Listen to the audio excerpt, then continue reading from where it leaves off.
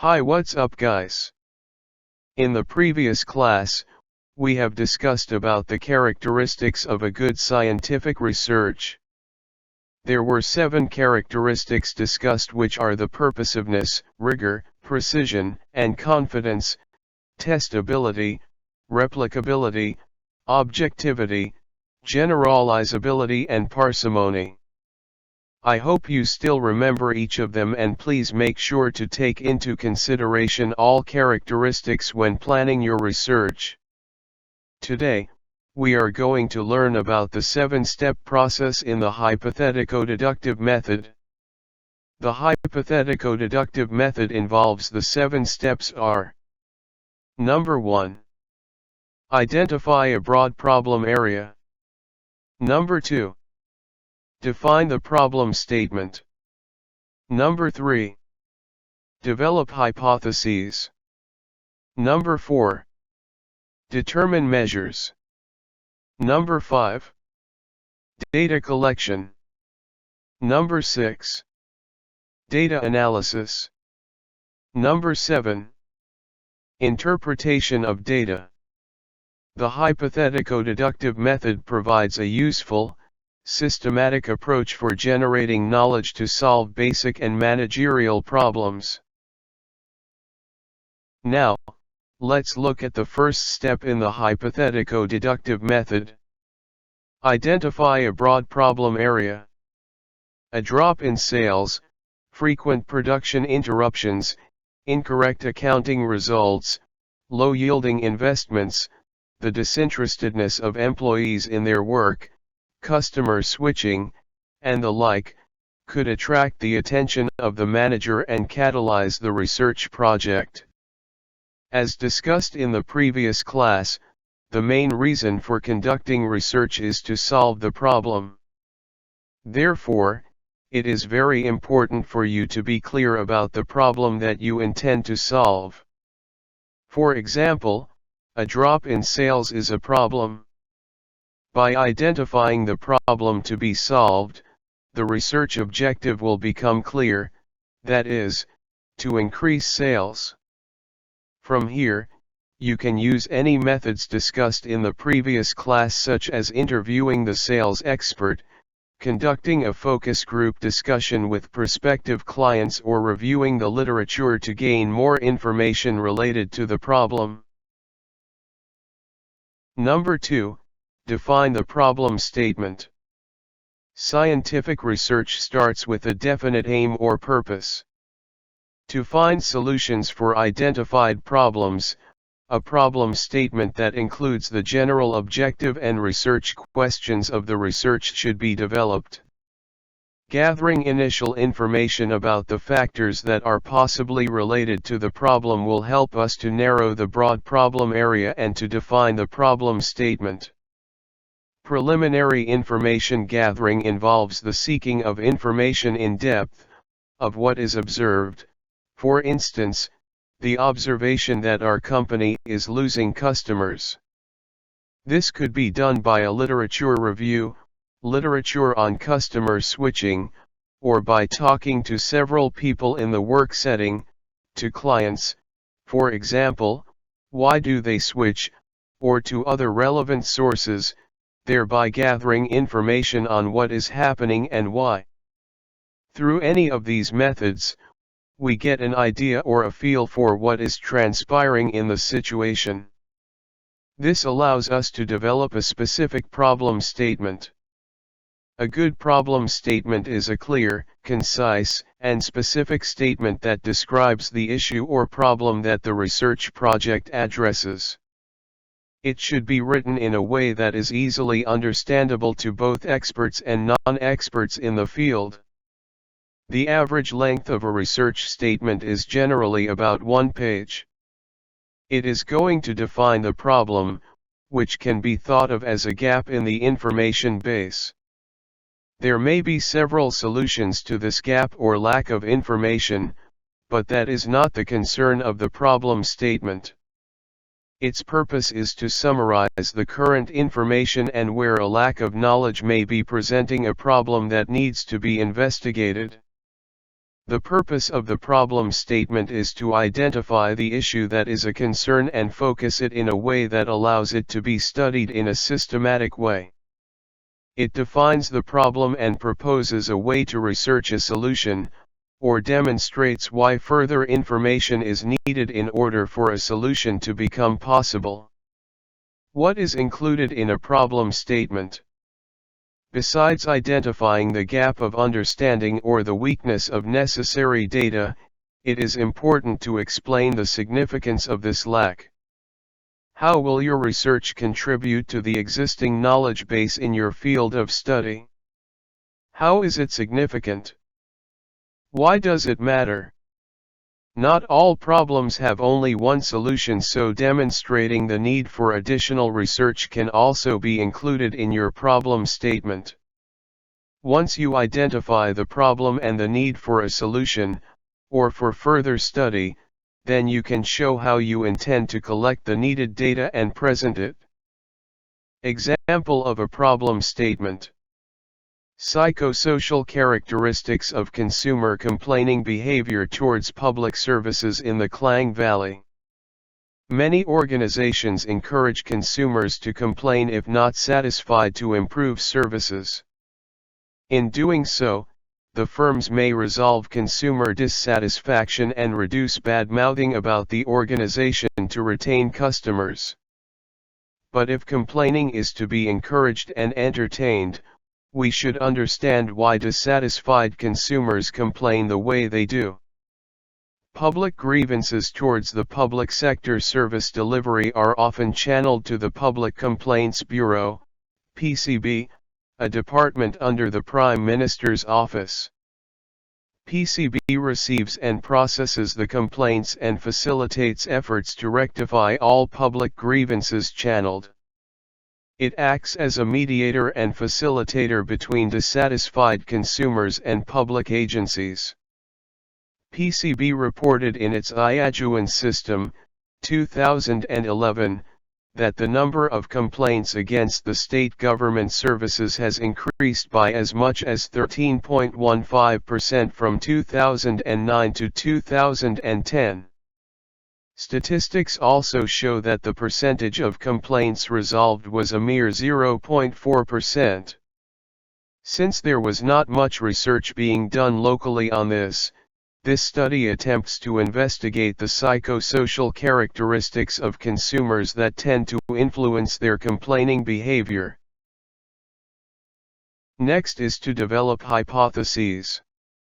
In this step, variables are examined to ascertain their contribution or influence in explaining why the problem occurs and how it can be solved. The network of associations identified among the variables is then theoretically woven, together with justification as to why they might influence the problem. From a theorized network of associations among the variables, certain hypotheses or educated conjectures can be generated. For instance, at this point, we might hypothesize that specific factors such as overpricing, competition, inconvenience, and unresponsive employees affect customer switching. Please be noted that the hypotheses must be developed based on facts obtained from previous studies. A scientific hypothesis must meet two requirements. The first criterion is that the hypothesis must be testable. We have discussed the testability of hypotheses earlier in this chapter. The second criterion, and one of the central tenets of the hypothetico deductive method, is that a hypothesis must also be falsifiable. That is, it must be possible to disprove the hypothesis. According to Karl Popper, this is important because a hypothesis cannot be confirmed. There is always a possibility that future research will show that it is false. Hence, failing to falsify a hypothesis does not prove that hypothesis, it remains provisional until it is disproved. Hence, the requirement of falsifiability emphasizes the tentative nature of research findings, We can only prove our hypotheses until they are disproved. The next step is determine the measures. Unless the variables in the theoretical framework are measured in some way, we will not be able to test our hypotheses. To test the hypothesis that unresponsive employees affect customer switching, we need to operationalize unresponsiveness and customer switching. To do this, we need to recap the 4 levels of measurement, which are nominal, ordinal, interval and ratio. Do you still remember the 4 measurement levels? Please take note that some of the statistical analyses require assumptions to be fulfilled, and one of the assumptions is the measurement level. When developing a hypothesis, or an objective for the study, you must think through the statistical analysis to be used, which variables will be involved, and can the assumption fulfilled. Data collection methods. There are 3 main methods of collecting data, namely interviewing, observation, and administering questionnaire. As you will understand, the primary data collection decision, which involves the selection of the methods of obtaining the information needed, is interrelated with the other steps in the research process. That is why your choice of method, S, will depend on the objectives of the study, the research questions, and the research strategy. Facilities available, the degree of accuracy required, the type of data required, the time span of the study, the expertise of the reviewer, and other costs and resources associated with and available for data gathering will also affect the choice of methods. Problems researched with the use of appropriate methods greatly enhance the value of the study. Number 1. Interviewing. A widely used method of collecting data in business research is to interview respondents to obtain information on an issue of interest. An interview is a guided, purposeful conversation between 2 or more people. There are many different types of interviews. Individual or group interviews may be unstructured or structured, and conducted face-to-face, by telephone, or online. When several long interviews are to be conducted, it is often not feasible for one individual to conduct all the interviews. A team of trained interviewers then becomes necessary. Interviewers have to be thoroughly briefed about the research and trained in how to start an interview, how to proceed with the questions, how to motivate respondents to answer, what to look for in the answers, and how to close an interview. They also need to be instructed about taking notes and coding the interview responses. The tips for interviewing, discussed later, should become a part of their repertoire for interviewing. Good planning, proper training, offering clear guidelines to interviewers, and supervising their work all help in profitably utilizing the interviewing technique as a viable data collection mechanism. Personal interviews provide rich data when respondents spontaneously offer information, in the sense that their answers do not typically fall within a constricted range of responses, as in a questionnaire. However, personal interviews are expensive in terms of time, training costs, and resource consumption. Number 2. Observation. Observation concerns the planned watching, recording, analysis, and interpretation of behavior, actions, or events. Various approaches of observation have been used in business research.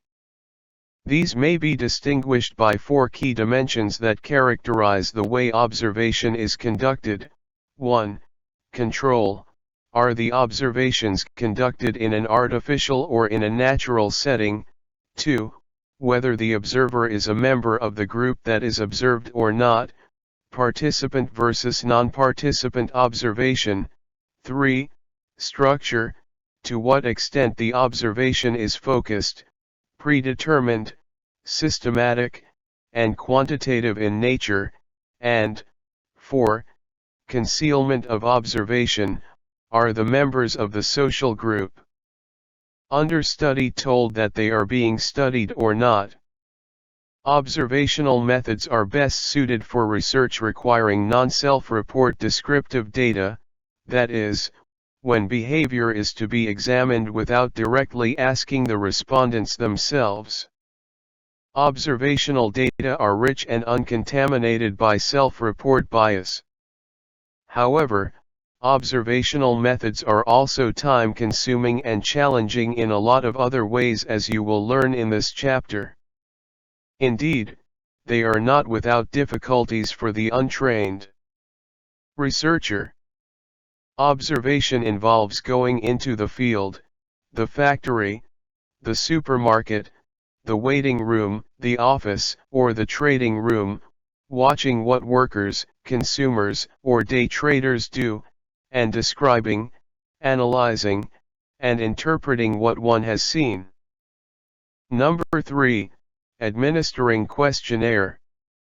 A questionnaire is a pre-formulated written set of questions to which respondents record their answers, usually within rather closely defined alternatives. Questionnaires are generally designed to collect large numbers of quantitative data. They can be administered personally, distributed electronically, or mailed to the respondents. Questionnaires are generally less expensive and time-consuming than interviews and observation, but they also introduce a much larger chance of non-response and non-response errors. There are 3 types of questionnaires, namely, 1.